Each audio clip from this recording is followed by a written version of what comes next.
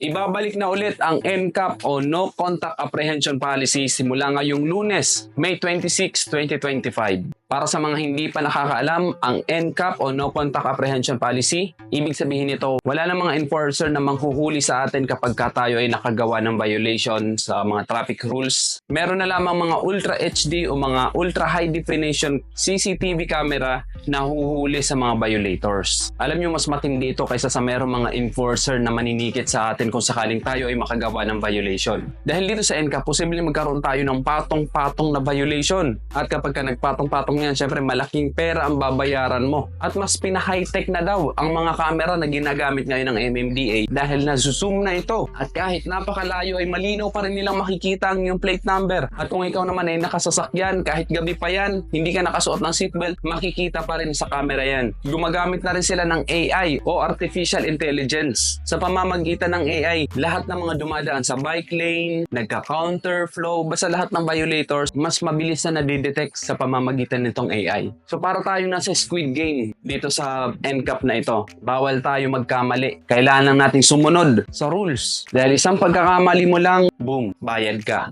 At ang mga daan ng merong NCAP o No Contact Apprehension Policy, ito ay ang EDSA, C5, Ortigas, Commonwealth, Rojas Boulevard at ang Mabuhay Lanes. Kaya kapag nandito tayo sa mga daan na ito, kailangan nating mas maging maingat, sumunod tayo sa batas trapiko. Hanggat maaari, wag na tayo mag-overtake o wag na tayo mag-splitting o yung sumisingit sa gilid. Kung ikaw ay nakamotor, manatili ka na lang sa motorcycle lane. Wag kang dadaan sa mga bike lane dahil kapag dumaan ka sa bike lane, 1,000 pesos agad yan. Sa first offense pa lang yan. Kapag malapit na tayo sa traffic light, mag-minor na tayo ng paunti-unti, wag na nating habulin. Dahil kapag hinabol mo pa yan at natimingan ka ng pula, beating the red light ka kaagad dyan. Ngayon siguro nagtataka ka kung paano ka matitikitan, camera lang naman yan. Magbabasa sila sa plate number ng iyong sasakyan o ng iyong motor. Kung saan naka-address yung plaka na yun, doon ipapadala ang notice of violation mo. At kailangan mo itong bayaran agad. Ngayon, paano kung hinaram lang naman yung sasakyan o yung motor ko? Hindi naman ako yung nagka-violation, bakit ako magbabayad? Ayon sa MMDA, pwede naman daw itong i-contest sa MMDA. Pwede kayong mag-message sa kanilang Facebook page o sa kanilang website at doon mo sasabihin na yung mga araw na yan ay hindi ka nagdadrive, hiniram ng kapatid mo, nung kung sino man, para siya ang magkamulta kung sino man ang humiram nito. At kung matagal mag-reply sa online, ay pumunta na lang tayo mismo sa office ng MMDA. Kaya mas maigi yan, huwag na tayo magpapahiram ng motor o ng sasakyan. At ito pa ngayon, ang isa pa sa mahirap dito. Kung ikaw ay nagbenta ng second hand na motor, sa'yo nakapangalan yan sa'yo naka-address, nakagawa ngayon ng violation yung rider.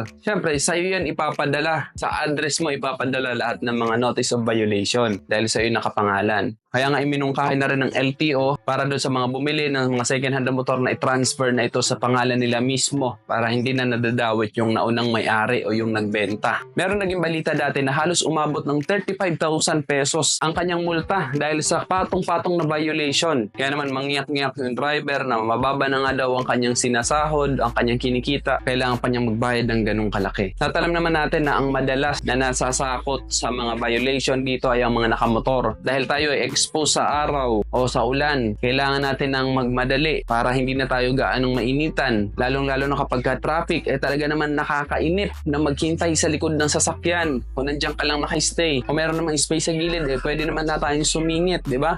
Lalong-lalo na kapag napadaan ka lang ng kaunti dito sa bike lane, konting-konti lang. Madaanan mo lang ng gulong mo dahil lumiko ka dyan ng kaunti. Makita ka sa camera, matik yan, violation ka dyan. O kaya naman, napadaan ka dito sa bus lane naman. Isa pa yan, bayad ka rin dyan. 5,000 pesos ang first offense kapag dumaan ka sa bus lane. 1,000 pesos naman kapag sa bike lane. Nag-U-turn ka sa hindi naman U-turn slot, nag-overspeeding ka, at marami pang iba. Kailangan natin maging maingat dahil meron ng NCAP. Dahil bubutasin nito ang bulsa natin kapag tayo ay hindi sumunod sa batas. Tandaan nyo, seryosong usapan nitong NCAP na ito dahil mapapagastos talaga tayo dito kapag hindi tayo maging maingat. Isipin nyo, kagaya ng sabi ko kanina, para tayo nasa Squid Game dito sa mga lugar na merong NCAP. Paano kaya kung takpan ko ang aking plate number para hindi na ma-detect ng CCTV camera? Dahil wala namang makakakitang enforcer at kung makita man ako ng CCTV, hindi nila makikita dahil tinakpan ko naman ang aking plate number. Ayan ang wag na wag mong gagawin. Dahil meron tayong batas na Republic Act 11235. Ito ay tungkol sa Motorcycle Crime Prevention Act na kapag ka-intentional mong tinakpan ang iyong plate number o kaya naman intentional mo itong binura o tinampering mo ito, maaari ka nitong makulong ng 6 months up to 2 years at pwede ka pang magmulta ng 10,000 pesos. Kaya wag na wag po natin gagawin na tatakpan natin ang ating plate number, lalong-lalo na sa mga nakamotor dyan, para lang hindi tayo ma-videohan ng NCAP dahil mas masakit sa ulo yan, pwede ka pang makulong, ay kawawa naman yung mga naghihintay sa'yo, maapektuhan pa nito yung trabaho mo